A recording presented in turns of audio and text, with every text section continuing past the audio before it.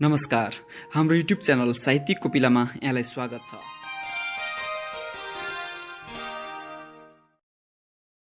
प्रणाम, मैं पार्वती साव आज आपके समक्ष लघु कथा लेकर प्रस्तुत हूँ। लघु कथाकार का संक्षिप्त परिचय है।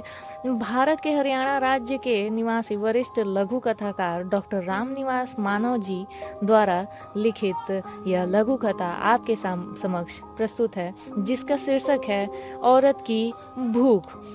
तो कथा का आरंभ करते हैं। वह आदमी है या जीवित पहेली कहना मुश्किल है।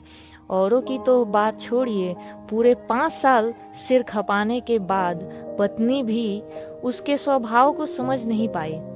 बेचारी पत्नी भी क्या करे, स्वभाव ही कितना विचित्र है उसका। पानी मंगाया पर पत्नी के पानी का गिलास लेकर आते आते प्यास खत्म। कभी बिना तड़के की सब्जी देखी अच्छी नहीं लगती, तो कभी तड़के के से सख्त नफरत। कभी 2 ही चपातियां खाकर उठ जाता, तो कभी थाली से उठने का नाम ही नहीं।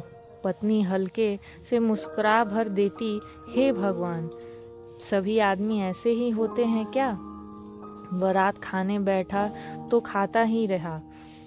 सब्जी दाल सलाद सब पत्नी के आने से पहले ही साफ। वह खाने बैठी तो थाली में 2 चपातियां ही बची थी।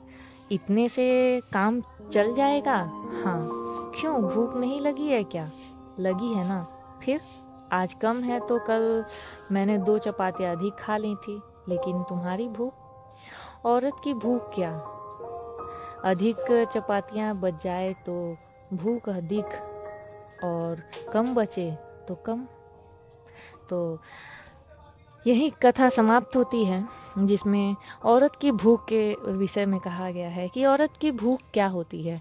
एक औरत जो होती है, उसकी भूख इस बात पर निर्भर नहीं करती कि उसका पेट कितना खाली है, बल्कि इस बात से निर्भर करता है उसकी भूख कितनी है कि उसके लिए घर में कितनी जगह है और कितने उसके लिए रोटियां बची हैं।